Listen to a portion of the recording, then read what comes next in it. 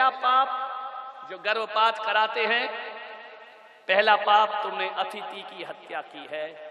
वो जबकि हमारे देश की संस्कृति कहती है अतिथि देवो भव, अतिथि घर में आया है तो देवता के समान होता है।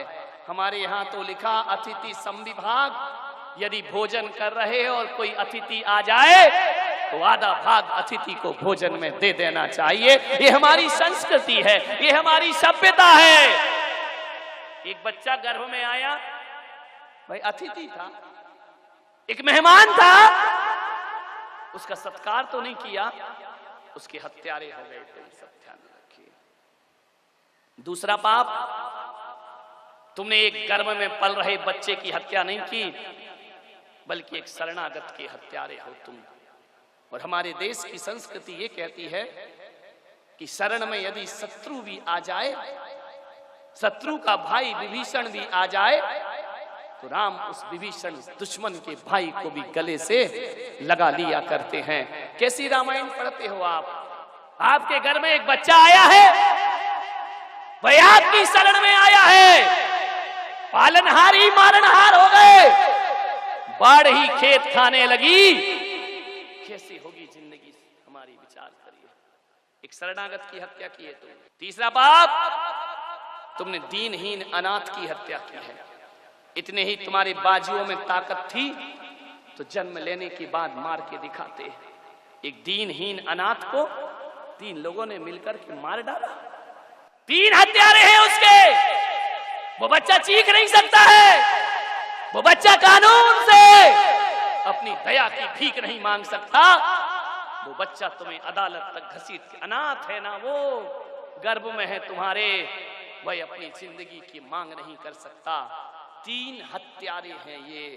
पहला हत्यारा तो वो पति जो अपनी पत्नी को गर्भपात के लिए मजबूर करता है, वो सबसे बड़ा हत्यारा हुआ करता है। दूसरा हत्यारा वो डॉक्टर जो चंद रुपयों के खातिर किसी के गर्भ में पल रहे अजन्मे शिशु का कत्ल करता है। और तीसरी हत्यारिन वो मां है जो अपने ही खून की हत्या करवाती है जाकर के। ध्यान, ये 3 हत्यारे हैं, ध्यान रखना।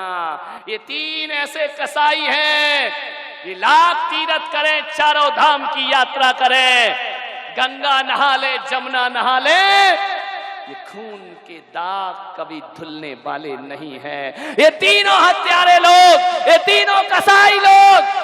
और जिस क्लिनिक में गर्भपात होता है, मैं उसे अस्पताल नहीं कहता, वो किसी बूचड़ खाने और स्लाटर हाउस से कम नहीं हुआ करता है। अरे बूचड़ खाने में तो पशुओं को मारा जाता है, ये ऐसा बूचड़ खाना है जहां चंद रुपए के खातिर एक डॉक्टर इतना बड़ा पाप करता है। कहां गई तुम्हारे अंदर की संवेदनाएं? कहां गई उस नारी का धड़कता हुआ दिल? जानते हो मां का दिल क्या होता है?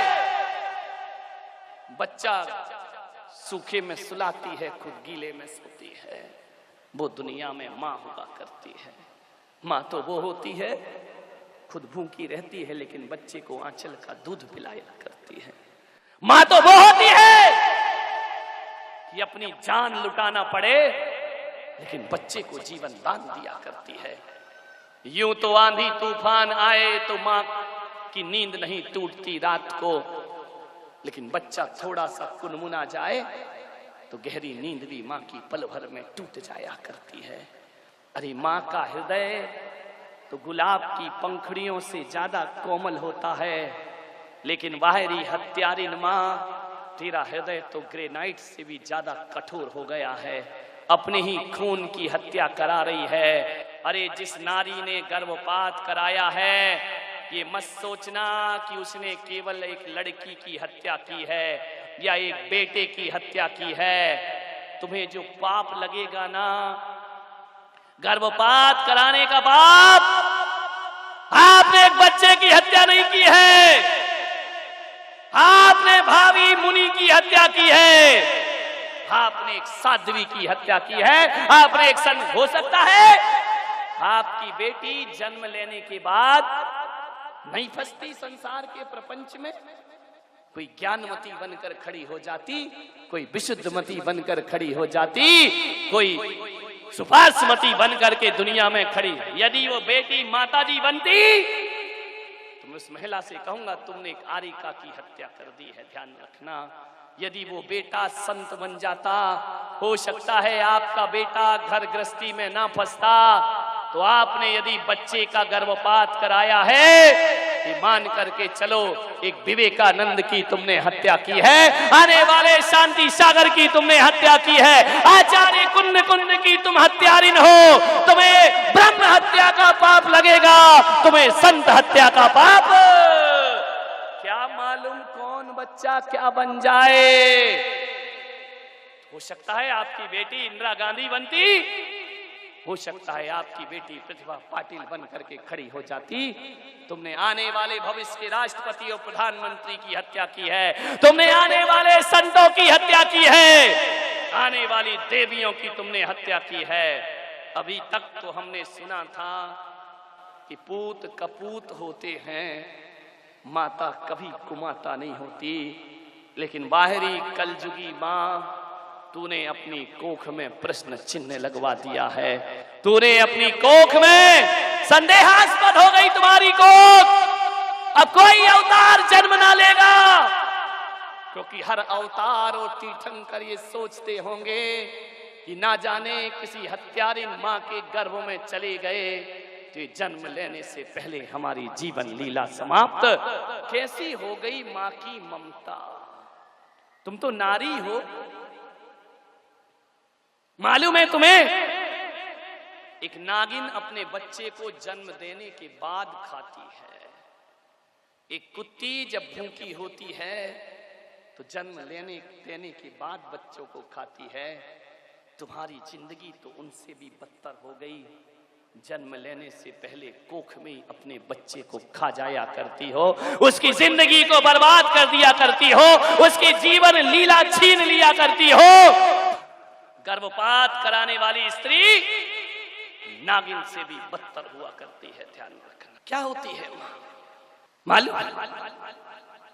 एक क्रूरता की रूप जो विकराल रूप में रहती है। वह शेरनी जब किसी के बच्चे को देखती है तो मार के खाती है, लेकिन उसी दाढ़ से जब अपने बच्चे को उठाती है ना, उस हत्यारिन दाढ़ में भी करुणा का और ममता का जन्म हो जाया करता है। वह भी बड़े प्यार से अपने बच्चे को उठाती है।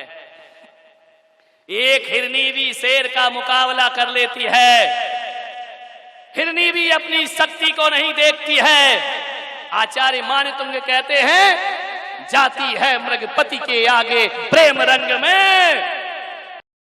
यदि शेरनी बच्चे पर अटैक करे तो हिरनी उसका मुकाबला करने को तैयार होती है। यह ताकत कहां से आती है? यह ममता की ताकत हुआ करती है। मान्यवर, कितनी तड़फा तड़फा करके उस बच्ची की जान ली जाती है। गर्भ में बच्चा रखकर एक डॉक्टर के पास चली जाती हो, वह कसाई नपुंसक डॉक्टर चंद रुपए के खातिर उस मां को जिसके गर्भ में बच्चा है स्ट्रेचर पर लिटा दिया करता है। और लिटाने के बाद औजार नहीं जानते कि हम सब्जी काट रहे हैं या इंसान को काट रहे हैं। कैंची को कुछ नहीं पता है, लेकिन इस आदमी को तो पता होता है ना। ये धारदार औजार उस मां के गर्भ में डालता है। और गर्भ में डालने के बाद बच्चा जब चीखता है कि मां मुझे जन्म लेने दे, मैं तो आया था तेरे गर्भ में कि मुझे सांसें मिलेंगी, जीवन मिलेगा। मां, तूने तो मां के नाम को कलंकित कर दिया।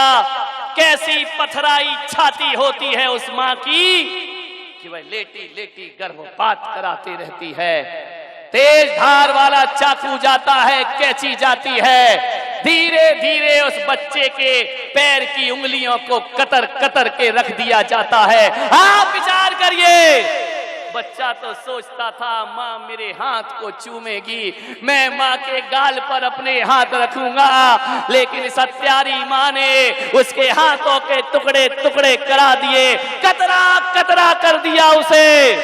एक कैंची जाकर के बोटी बोटी काटती है, वह हत्यारिन कैंची नहीं जानती मैं क्या काट रही हूँ, और धीरे धीरे बच्चे के टुकड़े किए जाते हैं। बच्चा उल्टा होता है, बच्चा भागता है, गर्भ के भीतर कहां ऐसी भयानक मौत।